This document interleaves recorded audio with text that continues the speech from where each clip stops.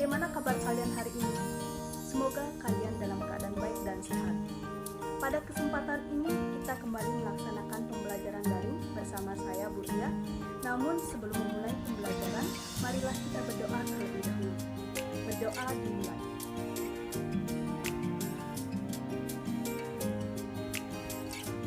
Berdoa selesai. Adapun materi pembelajaran hari ini adalah puisi. Lebih tepatnya, kita akan belajar tentang menganalisis unsur pembangun puisi. Namun, sebelum menganalisis puisi, kalian harus memahami terlebih dahulu puisi itu apa dan apa saja unsur pembangun puisi. Di kalangan remaja, saat ini puisi menjadi primadona pada saat situasi berharga. Misalnya, saat kalian sedang merasakan senang, sedih, bahkan saat kalian sedang merasakan jatuh cinta, bahagia, kalian ungkapkan isi hati kalian dalam bentuk puisi. Apakah kalian pernah melakukan itu? Apakah kalian pernah menulis puisi? Atau kalian pernah membaca puisi? Berikut Ibu bacakan contoh puisi karya Sapati Djoko Damono, sekaligus nantinya kalian akan belajar menganalisis puisi. Aku ingin, karya Sapati Djoko Damono.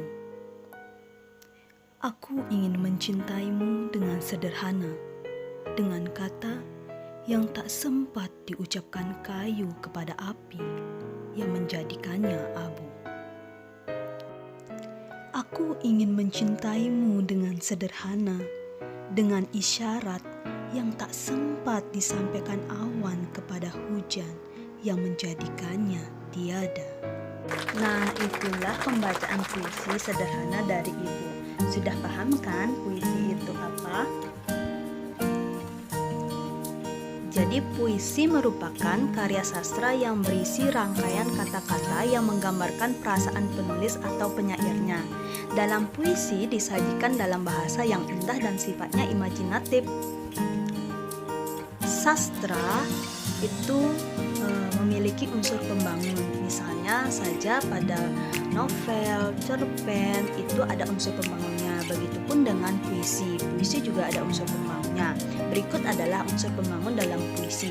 Yang pertama, ada unsur fisik puisi dan unsur batin puisi. Unsur fisik puisi adalah unsur pembangun puisi dari luar. Unsur fisik puisi terdiri atas diksi, imaji, kata konkret, majas, rima atau ritme, dan tipografi. Kedua, ada unsur batin puisi. Unsur batin puisi atau makna puisi adalah teks puisi yang mengandung makna atau arti yang dapat kita rasakan dengan menghayati unsur-unsur puisi tersebut. Unsur batin puisi terdiri dari 4, yaitu ada tema, kemudian ada perasaan penyair, nada dan suasana, kemudian ada amanat atau pesan yang disampaikan dalam puisi itu apa sih? Oke, sejelasnya akan Ibu jelaskan kembali. Nah, unsur batin puisi. Yang pertama itu ada tema. Tema itu adalah gagasan pokok yang diungkapkan penyair dalam puisinya. Nah, inti dari isi puisi itu apa sih, tentang apa? Apakah itu tentang percintaan, kemudian apakah itu tentang kesedihan, apakah itu tentang perjuangan? Itu disebut dengan tema. Kedua, ada perasaan. Nah, ketika kalian membaca puisi tersebut, bagaimana perasaan kalian? Ketiga, ada nada dan suasana. Yang dimaksud nada atau suasana pada puisi adalah sikap penyair terhadap pembacanya. Nah, nada ini berhubungan dengan tema dan rasa yang ditunjukkan penyair pada pembaca. Apakah bisa dengan nada menggurui, kemudian nada tinggi, atau seolah ingin kalian bekerja sama dengan pembaca itu. Nah, kalau suasana itu adalah akibat kalian ketika kalian menjiwai puisi tersebut. Bagaimana suasananya? Keempat, ada amanat atau pesan yang disampaikan puisi. Biasanya dalam puisi, dalam cerpen itu mengandung pesan ya, pesan yang disampaikan kepada para pembaca atau para pendengarnya. Oke, itu unsur pembatin puisi. Selanjutnya ada unsur fisik puisi. Unsur fisik puisi yang pertama itu ada diksi. Diksi adalah pilihan kata yang digunakan penyair dalam puisinya. Ketika kalian menulis puisi, kalian harus bisa memilih kata yang tepat agar nantinya pembaca atau pendengar dari puisi kalian itu bisa memahami makna yang atau makna puisi yang kalian tuliskan. Kedua, ada imaji atau citraan. Imaji ini adalah kata atau susunan kata yang dapat menimbulkan hayalan atau imajinasi. Nah, ketika kalian membaca puisi, kalian seolah-olah berimajinasi, kalian seolah-olah merasakan, mendengar, atau melihat sesuatu yang digambarkan penyair. Paham? Oke, ketiga itu ada kata konkret. Kata konkret adalah kata yang memungkinkan terjadinya imajinasi pembaca. Dengan menggunakan kata konkret, para penikmat sastra akan menganggap bahwa mereka benar-benar melihat, mendengar, merasakan, dan mengalami segala sesuatu yang dialami oleh penulis puisi atau penyair puisi. Itu adalah kata konkret. Keempat, majas atau gaya bahasa. Kalian sudah belajar majas? Ya, di SMP juga kalian pasti sudah pernah mempelajari tentang majas atau gaya bahasa ya. Itu banyak sekali, ada majas perbandingan, pertentangan, kemudian ada majas sindiran, penegasan. Masih ingat kalian majas personifikasi? Masih ingat kalian majas metafora, hiperbola, repetisi? Itu silakan dipelajari ya. Itu adalah majas atau gaya bahasa. Bagaimana sih gaya bahasa yang digunakan penulis atau penyair ketika menulis puisi itu. Selanjutnya ada rima, ritme, dan tipografi. Nah, rima itu adalah pengulangan bunyi dalam puisi. Kemudian kalau ritme itu adalah pertentangan bunyi, tinggi rendah, panjang pendek, keras lemahnya bunyi. Selanjutnya ada tipografi. Tipografi itu adalah bentuk puisi. Ketika nanti kalian menulis puisi, bagaimana bentuk yang kalian inginkan ketika membentuk puisi itu? Apakah kalian ingin nanti puisi kalian berbentuk bait seperti itu, atau puisi kalian itu berbentuk kerucut dan sebagainya? Itu disebut tipografi. Tipografi itu adalah bentuk puisi. Sudah paham? Oke. Selanjutnya, bagaimana sih langkah-langkah menganalisis puisi, menganalisis unsur pembangun puisi?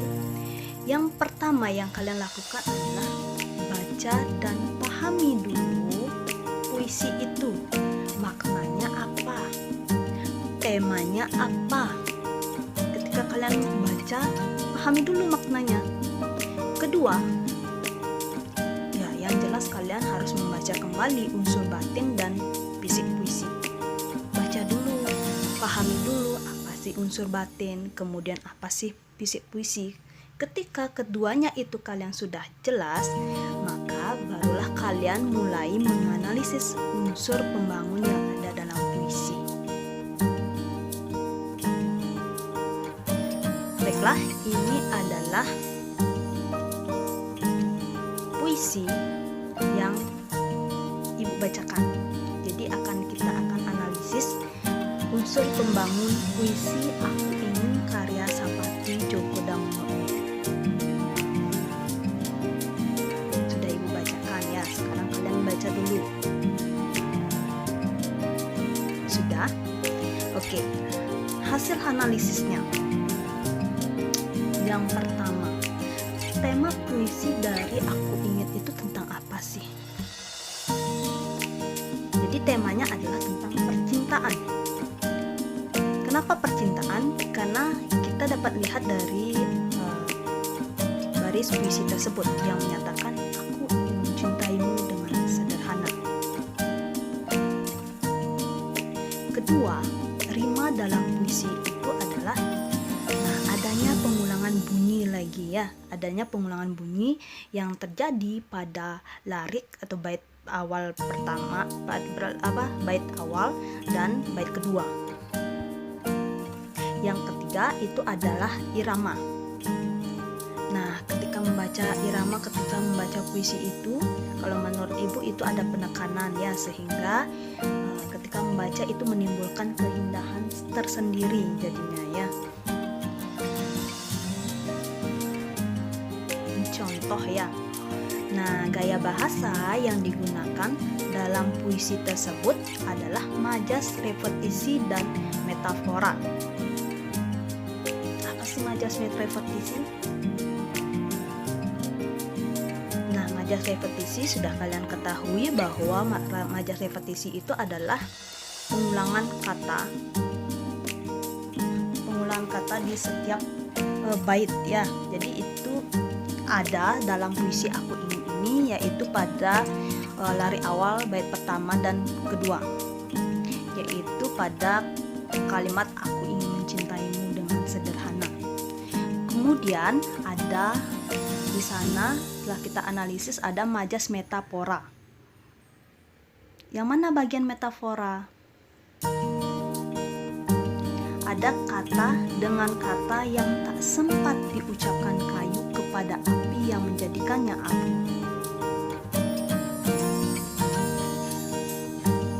Itu metafora. Personifikasi juga ada ya. Sama contoh kalimatnya.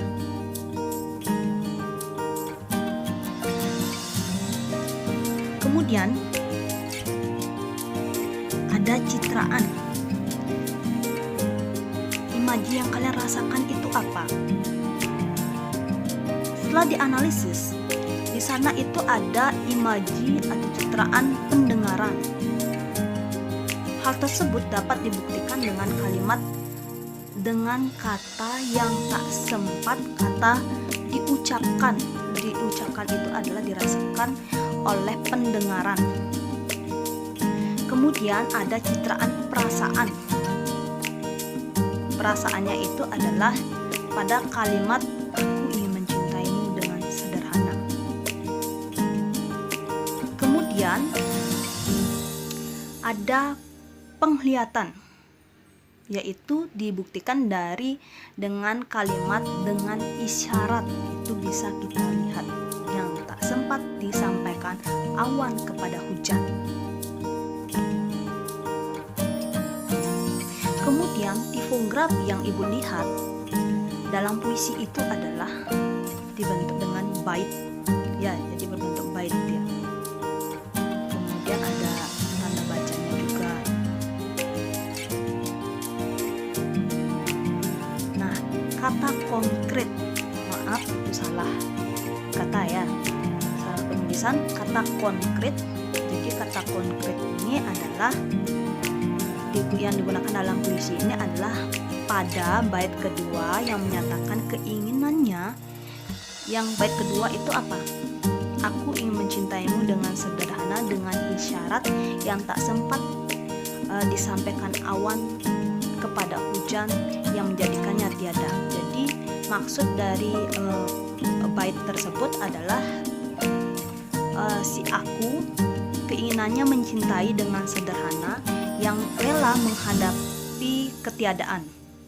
Sederhana yang dimaksudkan dalam puisi itu adalah kesiapan menerima kematian atau kebinasaan dalam mencintai.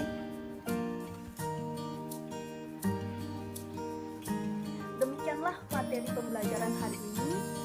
Terima kasih sudah menonton video pembelajaran ini. Semoga bermanfaat untuk kalian.